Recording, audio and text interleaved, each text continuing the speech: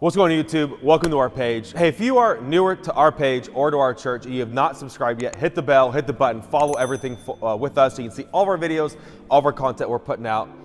But today, we are getting into a new series. We're going through the book of Psalms for the next 5 weeks, taking one psalm per week and then praying through it every day, called Day and Night. Every morning and every night, we're going to pray through this psalm. Today, we're going through the famous Psalms 23.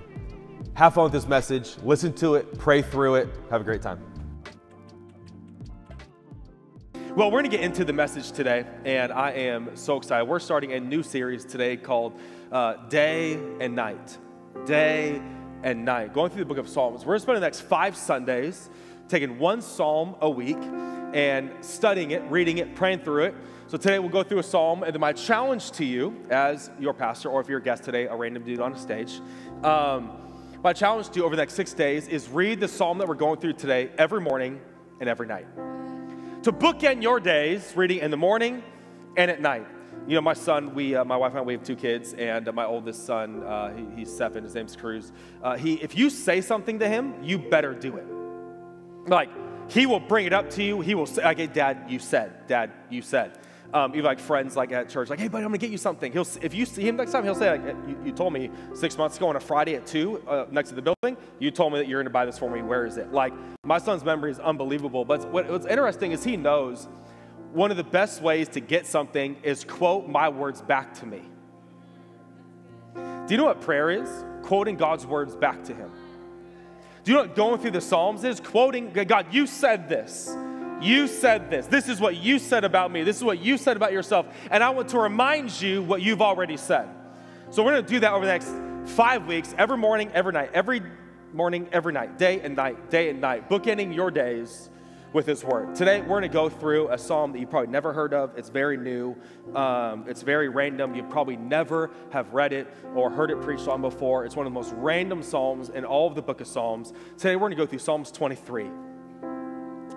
And I'm just kidding. That's like the most well-known psalm in the world. You know, like even people that don't go to church or don't, follow Jesus can quote parts of this psalm. You know, it's one of the most famous psalms. But over the next number of weeks, we will go through some really, I think, psalms that people don't read or even consider that are amazing in that book. But today we're going to go through Psalms 23.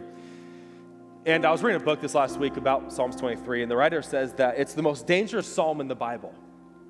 The most dangerous psalm in the Bible. And I was like, what do you mean the most dangerous psalm? And he goes on to say that really, that Psalms 23 is so familiar, it's become dangerous to us because we don't get anything new from it because we come full already. Did you know that every time you come to the Bible or every time you come to read Scripture, if you think you already know everything about you're about to read, you walk away with nothing. But if you come ready with an open hand and an open heart, you'll walk away very full. And so it's a very dangerous psalm because we all could quote it, we all could say parts of it. But today, my job and my goal is to maybe bring out some new parts of it, some new words out of it for you today, and so that we can start praying through it tomorrow morning, tomorrow night, and for the next 6 days. And so let's go to Psalms 23. Can we read it all together? Is that okay? Psalms 23. You guys ready? Here we go. 1, 2, 3. The Lord is my shepherd. I shall not want. He makes me lie down in green pastures. He leads me beside still waters. He restores my soul. He leads me in the paths of righteousness for his name's sake. Even though I walk through the valley of the shadow of death, I will fear no evil, for you are with me. Your rod and your staff, they comfort me. You prepare a table for me in the presence of my enemies. You anoint my head with oil. My cup overflows. Surely goodness and mercy shall follow me all the days of my life, and I shall dwell in the house of the Lord forever. The topic for our talk today is really simple. It's the Good Shepherd. The Good Shepherd. Let's pray as we jump into Psalms 23. Jesus, I thank you for your word. I thank you for every single person here in the room, online. Maybe they're watching this tomorrow, later tonight, Thursday morning, God, wherever, however we're watching this or here in the room, Jesus, I pray that you would speak to us, that you would reveal yourself to us today as we spend just a few moments on your word, unpacking this such familiar psalm. God, speak something new to us today. Our ears are open. Our heart is open. Our mind is open to you today. God, God, for those that maybe this is a completely new space and place, and coworkers or neighbors or someone invited us today, God, and this is so new and unfamiliar, God, would you speak to us today? Reveal yourself through your scriptures today. In your mighty name I pray. And everyone said, amen. Psalms 23, as I just said, it's so familiar, it's so new that we can go to and read it and get nothing from it because we think we know everything from it. And sometimes, have you learned this yet with people, books, scripture, life, that familiarity can be a blinder. That we become too familiar with things. And when we do that, it ends up blinding us to things we become too familiar with. And so today, I just really want to teach. I'm going to preach. I've taken the last 30 days off. For those that go to our church, I haven't preached since like Christmas time. So we've had, my wife spoke, we had Pastor Chris Durso and Manny last week and many other things going on. So I've taken the last like 30 days off for preaching. So I have a lot to say today, a lot in my mind. But I'm going to kind of teach and go through this amazing psalm verse by verse, line by line, and draw some words out, draw some concepts out that maybe you've never thought about, maybe you read over, maybe you've never considered. And by the way, I envy you. Like if you're newer to church, and this is like your first time ever reading through Psalms 23, I envy you. Because all of us that have been raised in church our entire life, that's why we're all in counseling, and that's why we have to fight against familiarity. Fight against, I know this and I know that. So let's go through Psalms 23 today, line by line, and I believe it's going to challenge you and encourage you. Here we go. First verse. Psalms 23, verse 1. The Lord is my shepherd, I shall not want. What's interesting is every single person in this room this morning, you have a shepherd. You have one. Now, you might not call it that. You might not call your 401k your shepherd. If you do, that's really weird. You should stop. But we don't call our finances our shepherd. We don't call maybe our spouse our shepherd. We don't call our job or, we don't call those things our shepherd, but now if you're wondering, how do I know what is my shepherd? What gives you peace when you follow it? What gives you wholeness when you follow it? That's a really good sign on what you believe is your shepherd. Every single one of you in this room, you have a shepherd. The question is not, do you have a shepherd? The question is, who is your shepherd? Who are you following? Who are you trusting? Who are you getting peace from? Because every single person today in the room, you have a shepherd. And the word in Hebrew, obviously the Old Testament is written in Hebrew, the word Lord is not Lord, it's Yahweh. He actually names him. Because in the Old Testament, God reveals himself as Yahweh. That is his name. That is his character. That is who he is. So David is saying, Yahweh is my shepherd. I am naming him. This is my shepherd. Now, I love that next phrase, I shall not want. The shall not want phrase is so interesting because it's not a statement of satisfaction. It's a statement of I don't have a desire for anyone else. It's not David just saying, I'm satisfied. I shall not want. Because as a sheep, when you're following your shepherd, you're going to want things. So he's not saying, I will never want anything. By the way, there's a difference between contentment and satisfaction. There's difference in those words. He's not saying, I will never want anything. What he's saying is, because the Lord is my shepherd, I have a desire for no one else. I'm not looking beyond God's shoulder. You ever talk to those people that as you're talking to them, they're like looking past people? You know, oh yeah, what's that? You know, like you can tell they're not fully satisfied in the conversation, though they're present. Because you know they're looking for something else and they're waiting for the next conversation. What is David saying? I'm not looking for another shepherd. I'm not looking past God's shoulder. I am complete. I am whole. I lack nothing. Not just that I'm satisfied, it's that I desire no other. Now, we love Psalms 23 because it's really easy to pray and talk like, Lord is my shepherd and I'm a sheep and he's going to lead me. And, what time out? Sheep are very stupid animals. So for those of us, being, oh, the Lord is my shepherd, I'm a sheep, yay. God's like, it's not that positive. It's not. Like, sheep aren't very intelligent animals. One of the main things that writers talk about sheep, when it comes to like sheep and shepherds and all that, is that sheep are very nearsighted. Because they're so low to the ground, they're very nearsighted, and they can't see what is coming next. And what's interesting, we'll get into in a moment about the green pastures, is that when I think of the term green pastures, I think of Oregon. Hills and pastures and valleys and trees and grass. Like, no. David doesn't live in Oregon. He lives in Palestine. There's not green pastures in Palestine, people. It's the desert, middle of nowhere.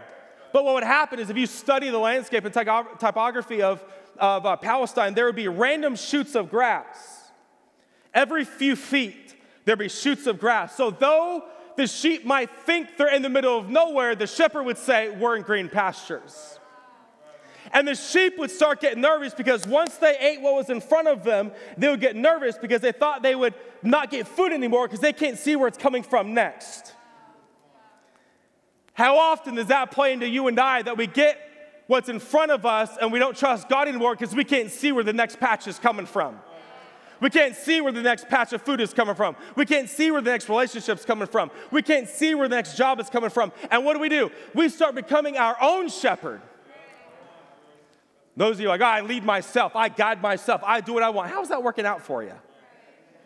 By the way, I've never met anyone that's like, I lead myself, I'm my own shepherd, I do what I want, any emotion, I follow it. Anything I feel, I do it. Anything I see, and my life is on an upward trajectory. I love my life. I lead myself, I trust no one, it's me and no one else. How's that going for you? Probably not well, because we are not meant to lead ourselves. Have you noticed that every illustration that God uses for us is an item of dependency? There's only multiple illustrations that you and I are used at in the Bible. Number one, sons and daughters. Well, what are sons and daughters without a parent? They're dependent. We are clay, and he's what? A potter, dependency. And that we are sheep, and he's a shepherd, dependency. You are made for dependency. But we live in a world that screams be independent, but we read a book that screams dependency. Right? You know that, like, oh, you moved out, you're mature now, right? Like, we equate maturity with independency. In this terminology, we equate maturity with dependency. How much you depend on, how much you need, how much you lean into your shepherd. So tomorrow morning, tomorrow night, over the next 6 days, you can make this prayer. He is my shepherd. Lord, I thank you. You are my shepherd. I don't need anyone else. I'm not looking for anything else. My job is not my shepherd. My money is not my shepherd. My spouse is not my shepherd. The economy is not my shepherd. The president's not my shepherd. My boss is not my shepherd. I have a shepherd, and his name is Yahweh. His name is the Lord, and I'm not looking for any other. I'm so satisfied, I'm not even looking. Have you ever ate a meal so satisfying you can't even think of other food? Some of you are like, no. Well, we'll talk about that later. But, man, there's some meals I eat, I'm like, I'm good. Parents, you know when you're watching like a feeding baby, when they're done eating, what do they go? Do you know the word contentment is that picture in the Bible? That when you drink from God, you go, that child is not thinking anything else but, I'm full. This is what David's saying. I've caught my full, and I shall not want. I'm not looking for any other, because he is my shepherd. The Lord is my shepherd, I shall not want. Verse 2, he makes me lie down by green pastures. Now, this is interesting, because the first thing we learn about the Lord is he doesn't satisfy you, he makes you do things. Once again, playing back into those, like, I'll watch after myself. There's no one else. It's me and no other. I'm my own boss. I'm my own leader. Then you might want to find a new shepherd. Because this shepherd doesn't play that game. This shepherd is not your co-pilot. You see those bumper stickers? Jesus is my co-pilot. You see those? Like, it's a big thing, like back in the 90s and early 2000s. Like, Jesus is my co-pilot. Yeah, he's not. He's your boss. You know, like, you aren't co-piloting this with God, by the way. Like, all right, God, been a rough season, I'll take over the steering wheel for a little bit. There is no way, there's no season God's ever going to be like, your turn. You can take it from here. You can lead from here. By the way, there's never going to be a day of your whole life where Jesus asks you, where do you want to go today? Never. Think of the disciples. Every morning, they had to wake up and go, Jesus, where are we going today? Can I submit to you, that should be your response every morning. You wake up, Jesus, what are we doing today? Where are we going today? And he's never going to respond back, what do you want to do today? because he leads us, he guides us. And the first thing we learn about is he makes us. That word, the Hebrew, make, it's literally like when you, like, if, you know, parents with your child, you put your hand on their shoulder and just, I hate that, being a kid, right? You feel so small and insignificant. You're like, okay, like you just start, like, you just feel your dad's hand just, wow. And you always try to, like, fight it, you know, but your hands start, you know, just going down. It's a forceful, I will make you do this. Well, that's not a nice picture of Jesus. I thought he's loving. Yeah, he also will make you. His hand will be on you and will make you lie down. Hear me, when you follow this shepherd, you are no longer in charge of your pace or your place. This shepherd now leads your pace and your place. There's no co-pilot and there's no like co-equal. Like he is your Lord. He is your shepherd. He is guiding you. He is leading you. You are following him. And there'll be times where he will make you lie down in green pastures. He leads me by still waters. Verse 3, he makes me lie down in green pastures. He leads by still waters. He restores my soul. How's your soul doing? Everybody starts crying. Not good. 2020 was awful. 2021's not off to a good start. How many would pay money for some soul restoration? It comes from green pastures and still waters. Did you know that there's 4 reasons that writers would say why sheep would actually lay down, rest by still waters and green pastures? There's 4 reasons why. Number 1 is they're full. They'll lay down when they're full. Number 2, there's no parasites underneath their wool. What is a parasite? Something that sucks the life out of you. I'm not saying the person next to you is a parasite, but you might want to consider some people that are sucking the life out of you. Full, parasites. 3rd, no fear. They don't see any enemies. They have no fear. 4th is very interesting that writers would say one of the main reasons, and one of the only reasons really why sheep would feel at rest is when they have no friction with other sheep in the flock. No one buys one sheep, by the way. Sheep are herd animals. You buy a flock of them. And sheep are actually very relational, that when they are at war or at friction with other leaders, other sheep in the flock, they can't lay down. And so a shepherd will know that there's certain noises that sheep make when they're at friction with each other. And the shepherd would bring sheep next to each other that are having friction with each other to get them to be on the same page so that they can rest. Some of you haven't been at rest for a long time because you're at friction with every other sheep in the flock. You find someone you're at friction with, you don't get along with, and what? We can't rest by green pastures. We can't lay by still waters when we're hungry and we don't think God's going to provide. We're scared that he's not going to protect us. We have things sucking the life out of us, and we have friction with other sheep. How in the world could you rest when those 4 things are happening? But those are the 4 things that he's going to make us full so we can be at rest. He's searching the parasites so we're not getting the life sucked out of us. He is our shepherd. He's protecting us, and he makes us at ease with other sheep in the flock. Maybe today you should consider one of the reasons why you can't lay down is because there's some sheep that you need to fix your friction with. But then he says, he leads me by paths of righteousness for his name's sake. Now, some of you are like, how do I know that he's my shepherd and I'm following him? Does your path give him right standing? Simple question. How do I know that I'm following Jesus as my shepherd? How do I know that he's my shepherd? Does your path make you in right standing with him? The word righteousness literally means right standing, to be in right relationship, to be in right standing with him. So one of the easiest ways to ask yourself, if you're following Jesus, does your path, does your decisions, does your day, does your mind, do your thoughts, does your money, do your relationships, does your attitude, does your language make you in right standing with him? Because if it doesn't, then he's not leading you. Because he'll never lead you down a path that does not make you closer to him. He never will. And look it, for his name's sake. One of the greatest ways to find out if you're on the right path is whose path does your name glorify? Does your path glorify your name or your company's name or your money? Like, what is your path glorifying? One of the easiest ways to know what path you're on is my path making me in right standing and his name being glorified, his name being a big deal, his name being worshiped. What a great prayer to pray every morning. Lord, let my path honor you today. Let my decisions honor you today. Let my words make me in right standing with you. Let my money be in right standing with you. Let my decisions today be in right. What are you praying? Every morning and every night. Lord, lead me, guide me, and let my decisions, let my path put me in right standing with you. Lord, what a prayer. Let my path honor your name. Let my path be for your name's sake. Have you ever considered that Jesus has put his entire image upon how you act?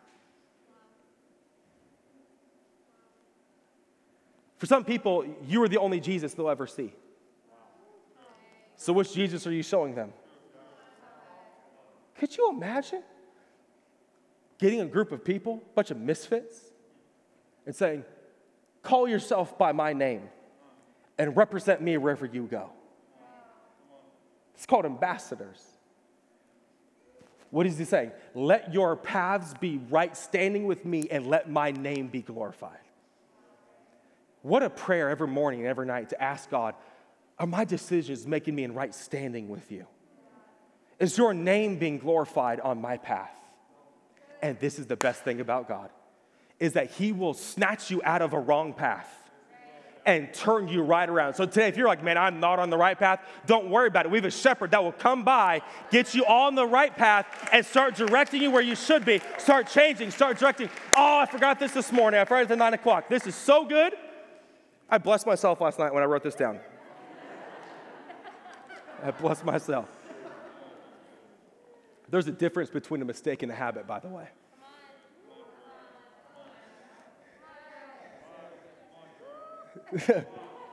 I'm blessed. I'm preaching to myself, right? There's a difference between a mistake and a habit, by the way. You can't keep saying it's a mistake when you do it all the time. It's called a habit. So stop asking God to help you with your mistakes and ask him to help you change your habits. Mistakes are different than habits. I love what Aristotle says. He says, excellence does not come from an event, but a habit. We are what we repeatedly do. So you can't keep calling it a mistake when you make the choice to do it all the time. It's no longer a mistake, it's a habit. I wonder how many of you need to ask the Holy Spirit to not help you change your mistakes, but help you change your habits. Your habits, what you do continually and repeatedly. So when you're on this path of righteousness, for his name's sake, it's not about your mistakes, it's about your habits. Are my habits glorifying God? Are my habits making his name glorified? Verse 4, let's keep going. Is this helping anyone? Even though I walk through the valley of the shadow of death, I will fear no evil, for you are with me. Your rod and your staff, they comfort me. I love this word. This word jumped out to me. Shadow. How many of you have made too many decisions based off shadows? Shadows, things that aren't real, but you give them real decisions. Have you ever noticed in cinematography and movies and shows how much they zoom in on shadows? Right, when someone's coming around the corner, right, the music starts going, ba, ba, ba. Like it starts, right, because you see, oh my God, what's coming around the corner? It's like a little dog just walking, it's like this huge shadow. Hear me. How many times did the Lord ask you to wait till you see the image till you make a decision, but you made a decision based off the shadow? The Lord's like, the job's not that way. The shadow, Lord. How many decisions have you based off a shadow? A shadow. It was interesting. Shadows give small things big names. It's a little dog, it's a little kid, right? Remember, how many were scared of the dark when you were a kid? Anyone scared of the dark when you were a kid? Only a few people want to be honest. Like, do you remember when you thought that coat was a demon? Right? Like, you thought that jacket was a ghost. Like, how many, like, when you used to go to bed, you used to, like, run and jump over your bed, right? You didn't, like, get near the bottom because you knew a hand was coming out right there, right? Why? Because shadows mess with your perspective. And what fixes shadows? Light. I was going to grab a Bible, but I don't have one. What does the Bible say that the word is? A light unto my feet. So next time before you make a decision based off a shadow, put a light on it. And say, is that really the right relationship? Is that really the right job? Is that really the right move? I will not make decisions based off shadows. I'm going to get a light and find out what it really looks like, what the angles really are, because I'm tired of making decisions based off shadows. The shadow of death. Because why? Sheep are very jumpy creatures. They're easily scared. They're temperamental. They're emotional. They're nearsighted. And this is you and I, friends. We are easily jumped. We're easily scared. Why? Because shadows begin to mess with our perspective. Even though I walk through the valley of the shadow of death, I will feel no evil. For you are with me. Here we go. Your rod and your staff, they comfort me. You know what's interesting about sheep is they have no defense mechanism. They don't have horns. They don't have claws. They don't have thick skin. They're easy targets. So the only way sheep are actually safe is in the protection and the intimacy of their shepherd. And he says, your rod. Your rod was like a big club that would, beat wolves and bears and whatever. You know what's interesting? I was reading this book about sheep this week. It was really fun. Did you know that sheep's biggest fear is not bears or lions or cougars? Do you know their biggest fear are wolves and dogs? Do you know why? Because they can't tell the difference between them and their sheep herder. They look too similar to them. Do you know why they're the most dangerous? Because bears they'll just attack you, right? Cougars or lions, whatever. Do you know why dogs are so dangerous to sheep? It's because they don't kill them right away. They run them ragged till they're so tired they can't defend themselves. And they just keep chasing them until they have no other choice but to lay down and give up because they're too tired. And then the pack of wolves or coyotes or hyenas, whatever it is, would jump on. Why? Because sometimes the enemy's goal is just to get you exhausted. And the people that exhaust you the most are ones that you thought were helping, but they're not. I thought that was the sheepdog that's herded me this whole time. Now they look similar. Which one? And that's where you have to trust your shepherd to go, that's an enemy, that's a friend. That's a coworker, that's someone that be here to co-labor with me, and that one's about to run you ragged. That one's about to exhaust you. Still, do not follow that. Why? Because the sheep know the shepherd's voice. And what? Because why? He has his rod to protect you. Do you know what's interesting? Any parents in the room? All the parents. Can I see your hands? All the parents need a bunch of prayer this morning. Do you remember being at a party pre-COVID with friends and people? And remember when your babies were young, 6, 9 months old, and you're having friends downstairs and it's loud and people are, music's going. That baby could be upstairs on the second floor, door shut, white noise going. And you'll see parents look at each other across the room, right? They're just because their ear is in tune with their baby. Even in the midst of noise, they could hear one cry. They go, how did you hear that? Because my ear is in tune with my sheep. So we go, the world's loud right now. Your shepherd is in tune to your voice. And he can hear you in the midst of 2020. He hears your voice. And when you are being run ragged or you feel an enemy is out and about or whatever it is, he's coming with his rod. Because he knows you can't protect yourself. How many days and hours and weeks have you wasted trying to protect yourself when you should have just called on your shepherd? I got it. I'm good. I'll take care of it. Your shepherd's waiting with his rod to protect you. And then it says, not only is your rod, but your staff, it comforts me. The staff is different than the rod. It's the typical thing you see with a shepherd. It has the staff. When the shepherd would get all the sheep, he would come into the fold, into the sheep herd, and he'd come back to the place where he'd house them all. Did you know there's only one gate? I don't think Austin's piano's on, by the way. You're over there playing away. There's nothing on, by the way. I don't. I see him over there just like, hey, there's nothing coming.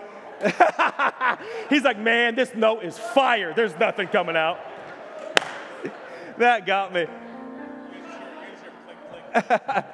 Yeah.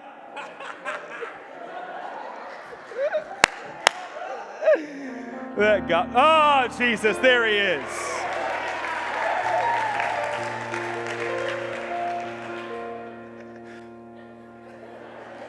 Nothing.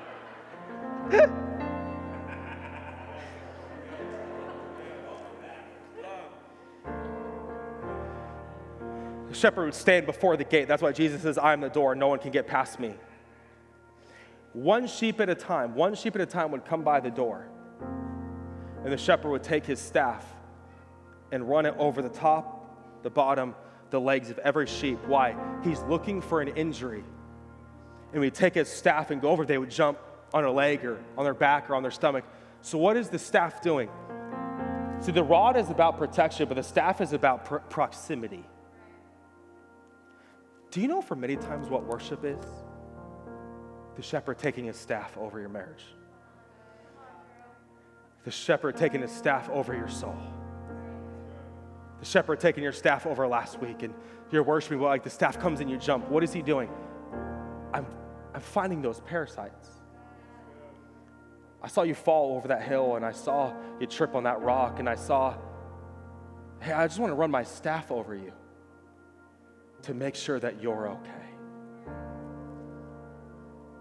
My fear is too many of you have been hopping over the gate and avoiding the staff.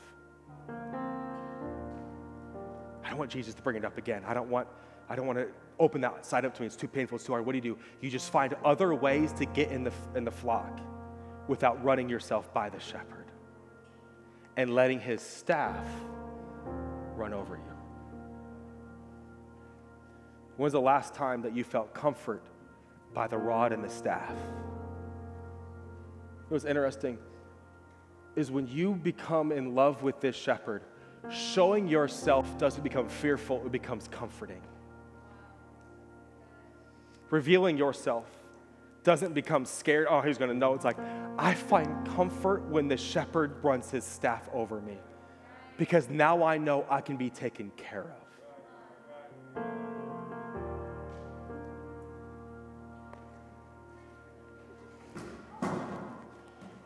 Yeah. Verse 5.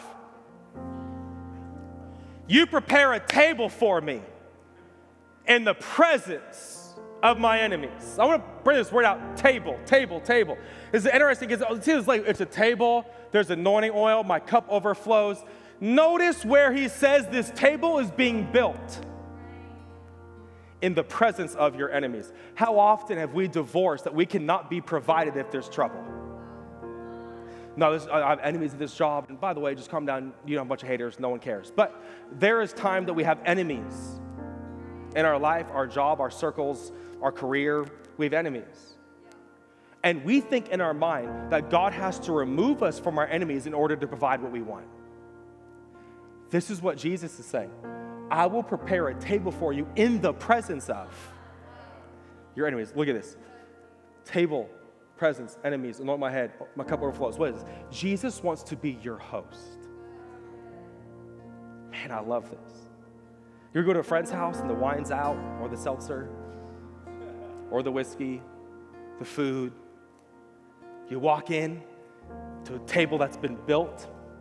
You'd have to slave over, work over, fight over, cook. Like, you walk into what? To a hosted house. You know what Jesus is saying? I want to be your host. I have a table for you. And when you sit at my table, I'm going to overflow your cup. Hear me today. The best way to respond to enemies is not subtweeting, it's enjoying your overflowing cup. The best way to respond to enemies, the best way to respond to difficult situations is not to snap back or tweet back or say something back or write the email. The best way to respond to enemies is to sit at a table that's been prepared for you and enjoy pleasure, enjoy overflowing cups, enjoy food in the presence of your enemy. That is the best way you respond to enemies, is enjoy your overflowing cup. In the presence of my enemies. And look at verse 6. We'll end here. Surely goodness and mercy will follow me all the days of my life. And I shall dwell in the house of the Lord forever. That's really interesting. Caught me off guard when I was reading this last night. His response to all of the blessings is not to talk about the shepherd again, it's to talk about the house. Your response to all the blessings Jesus has given you, notice that he doesn't end this way. I'm going to follow the shepherd all the days of my life. He goes, I'm going to dwell in the house all the days of my life. Your response to the blessings that your shepherd gives you is how you treat the house. He doesn't say, I will visit the house of the Lord. I'll pray about the house of the Lord. I'll watch the house. I'll think about the house of the Lord. He goes, I will dwell in the house of the Lord forever. Why? Do you know why he says that? Because I would submit to you what David is saying is everything you want from the shepherd, he does it in the house. He fills your cup in the house. He prepares the table for you in the house. He restores your soul in the house. He leads you by pastures in the house. He leads you by still waters in the house. He gives you protection in the house. He gives you the rod and the staff in the house. Where else would I go? This is my shepherd. What else would I want? I have green pastures. I have still waters. I have protection. I have intimacy. I have a table. I have an overflowing cup. Where else would I go? Where else would I do? This is my shepherd.